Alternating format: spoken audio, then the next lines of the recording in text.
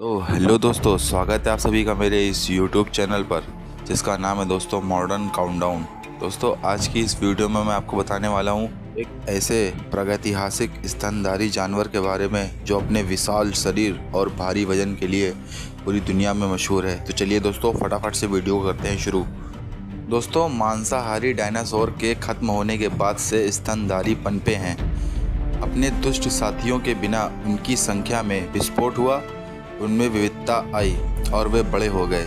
लेकिन कितने बड़े ये आपको इस वीडियो में आगे बताता हूँ। दोस्तों हम जानते हैं कि ब्लू व्हेल अब तक का सबसे बड़ा स्तनपायी जानवर है, परंतु क्या ठीक है, या अब तक का सबसे विशाल जानवर भी है जिसकी माप लगभग 30 मीटर यानी 98 फीट और वजन 200 टन तक है। लेकिन उन स्तनधारियों के बारे में क्या जो पृथ्वी पर विचरते थे।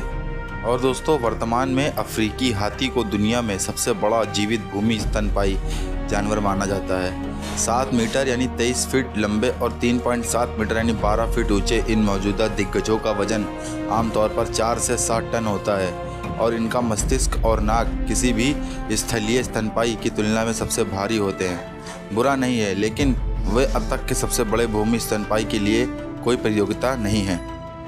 और दोस्तों अब विलुप्त हो चुके पैरासेराथेरियम जिराफ जैसी लंबी गर्दन वाला एक विशाल सींग रहित गैंडा ओलिगोसीन युग में लगभग 34 से 23 मिलियन वर्ष पहले के आरंभ से अंत तक के दौरान ज़्यादातर एशिया में चीन, मंगोलिया, कजाकिस्तान और पाकिस्तान में पाए जाते थे।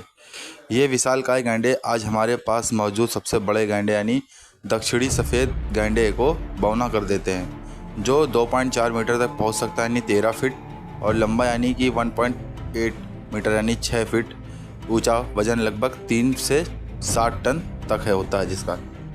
और दोस्तों इस बीच ऐसा माना जाता है कि पैरासेराथेरियम की कुल लंबाई लगभग 7.4 मीटर यानी 24 फीट है और कंधे की ऊंचाई 4.8 मीटर यानी 15.7 फीट थी, जो इसे पृथ्वी पर चलने वाला अब तक का सबसे विशाल स्तनपायी बताता है। अमेरिकी प्राकृतिक इतिहास संग्रहालय में आंशिक रूप से पुनर्निर्मित कंकाल के अनुमान के आधार पर यह भी माना जाता है कि प्रागैतिहासिक गोलियत का वजन लगभग 17 टन था, जो इसके मौजूदा सक्षम से लगभग 5 गुना अधिक है। गई थी 26.5 मिलियन वर्ष पहले के जीवाश्मों में एक पूरी तरह से संरक्षित खोपड़ी, साथ ही एक अन्य व्यक्ति का मेलिबिल और कशेरुक शामिल थे।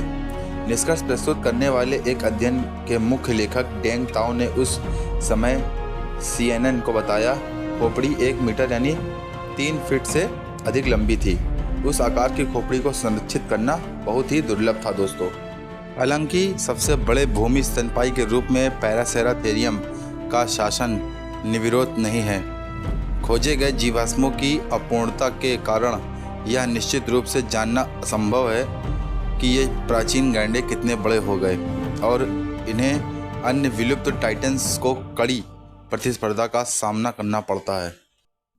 और दोस्तों उदाहरण के लिए कुछ लोग कहते हैं कि सीधे दांत वाला हाथी पेलियोक्लोसोडोन जो लगभग 7 लाख से 50,000 साल पहले रहता था, पैरासेराथेरियम से भी बड़ा था। इसका वजन 22 टन था। हालांकि यह केवल फीमर के एक टुकड़े पर आधारित था, इसलिए इसे अन्य लोगों द्वारा अस्वीकार कर दिया गया।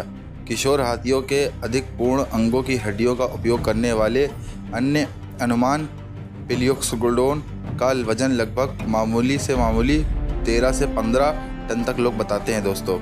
तो दोस्तों अगर आपको हमारी यह वीडियो पसंद आई हो तो प्लीज़ हमारे चैनल को दोस्तों लाइक करें, सब्सक्राइब करें और दोस्तों ज़्यादा से ज़्यादा चैनल को शेयर करें। तो दोस्तों जय हिंद, जय भारत।